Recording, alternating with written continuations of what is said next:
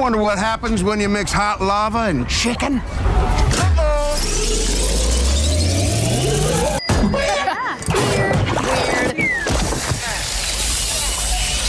Disney's Snow White remake has been called many things, but successful isn't one of them.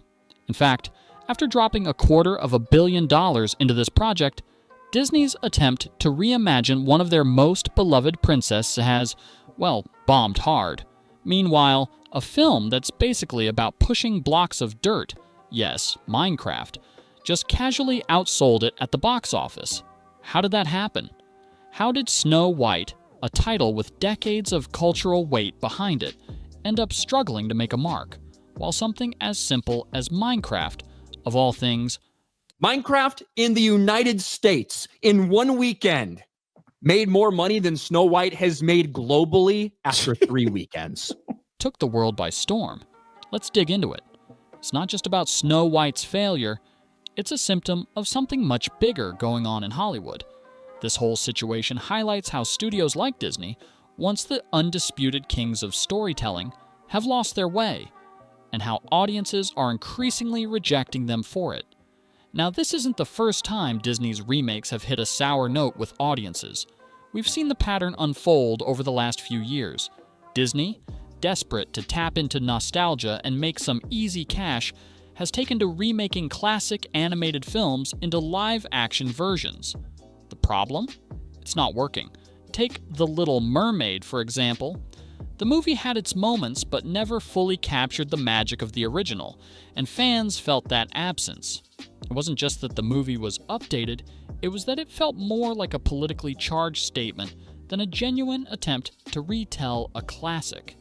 Then there was Peter Pan and Wendy, which barely registered a pulse at the box office. Rachel Zegler then inexplicably continued to post herself in an empty theater for her own movie. She's literally the only person there. Meanwhile, the experience at Minecraft goes something like this. Chicken.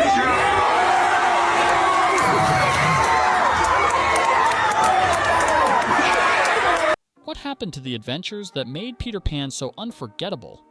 Where was the sense of wonder and excitement that made that story an iconic part of childhood for generations? Disney tried to force a new narrative that would appeal to modern sensibilities, but in doing so, they stripped away the heart of the original. That's been the issue with all of Disney's recent reboots. There's been a growing disconnect between what the fans loved about the original films and the direction these remakes have taken. When Disney remakes a movie, it's supposed to honor the legacy while also making something fresh and exciting. Instead, it feels like they're trying to fix something that wasn't broken in the first place. In fact, they're doing more than just remaking these films. They're reworking them into social and political commentaries, which might have been okay, if only they didn't ignore what made the original stories resonate with audiences in the first place. And here enters Rachel Zegler. Disney tapped this young actress to breathe new life into Snow White, a character whose legacy has been beloved by generations. But Ziggler, instead of embracing the role, took the opportunity to attack everything about the original Snow White movie. She dismissed the 1937 version as weird and out of touch, and it was clear from the start that her interpretation of Snow White wasn't going to be about magic, innocence, or fairy tale romance. No. The future of Hollywood is being battled out right now in theaters as 2 live-action remakes from the biggest studios in Hollywood go head-to-head. Ziegler's Snow White was going to be empowered. In her interviews, she made it clear that this wasn't going to be about a helpless princess waiting for a man to save her. No. She wanted to create a Snow White that was all about female leadership, and that was fine, if that's what you're aiming for. But the issue wasn't the empowerment message, it was the way she dismissed the original story as outdated and irrelevant. Fans didn't just take issue with the character's new direction, but with the fact that Ziegler seemed to treat the original Snow White like a relic of a time that was best forgotten. When Ziegler went public with her views, she became the face of what many felt was a disrespectful approach to one of the most iconic Disney stories.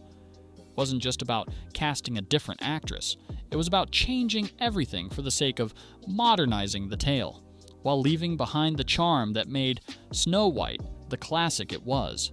As you might expect, the backlash was swift and loud. Fans didn't just dislike the movie. The future of Hollywood is being battled out right now in theaters as two live-action remakes from the biggest studios in Hollywood go head-to-head. They were baffled by it. If you hate everything about the original story, why take on the role at all? Why not create something new, instead of slapping the Snow White name on a project that doesn't honor the legacy of betrayal to those who loved Snow White as she was? Innocent, kind-hearted, and, yes, a little naive in her belief that love could conquer all. But that innocence was also her strength. She didn't need to be empowered in the way Ziggler envisioned. She already had power in her purity, kindness, and her ability to bring together the dwarfs and animals, showing the power of love and trust in others. But Ziegler's version of Snow White seemed to miss all of that, in favor of pushing a specific agenda. This wasn't about changing Snow White to fit today's world in a subtle, thoughtful way. It felt more like an attempt to erase the original story altogether, replacing it with a version that aligned more closely with modern political narratives. Audiences didn't just want to see a reimagining of Snow White. They wanted to see Snow White, period. Warner Brothers' Minecraft movie versus Disney's Snow White, which in theory should be quite a battle, but it's not even a fair fight. They didn't sign up to watch a lecture on feminism and outdated gender roles. They signed up for a fairy tale. Enter South Park, the animated show known for its sharp, often controversial humor.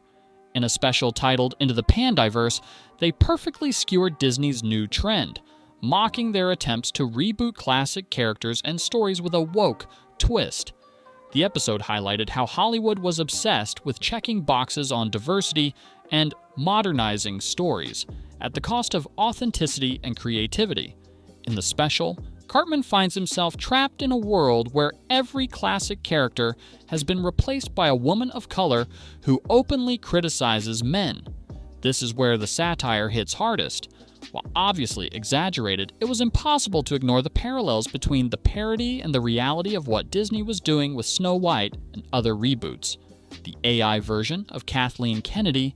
Snow White, of course, famously played by the insufferable girl boss narcissist, who's just clinical at this point, saying that audiences will always line up to see her no matter what she does. Premiere. Disney's gatekeeper of woke content was portrayed as an exaggerated villain who was single-handedly ruining every beloved story, forcing them to align with modern sensibilities, no matter how forced or artificial it felt. The parody struck a chord because it felt so close to the truth. Disney and Hollywood have been going through the motions of inclusivity and progressiveness, but they've done so at the expense of what makes stories like things couldn't get worse for Rachel Zegler. She had her now infamous TikTok moment. After the movie had bombed, Ziegler attempted to stage a funny viral moment by visiting an empty theater with a bouquet in hand, trying to mimic the energy of an Oscars night. But in reality, the theater was almost entirely empty, and what was supposed to be a humorous "I'm in on the joke" moment turned into a cringe-worthy spectacle. The TikTok video quickly went viral, but not for the reasons Ziegler likely hoped. This was a perfect microcosm of her entire public persona during the promotion of Snow White, someone who seemed more interested in making herself the star of the show than actually honoring the legacy of the character she was portraying. The TikTok backfired badly, showing just how out of touch she was with the audience, and further contributing to the backlash against her and the film. And then there's Minecraft. While Snow White was struggling, Minecraft, a video game adaptation, was raking in money hand over fist, pulling in $300 million globally in its opening weekend. Critics may have scoffed, but audiences couldn't get enough of it. What made Minecraft work when Snow White couldn't? You know what's interesting about all this is that the only person waiting in line to see Snow White was Rachel Zegler.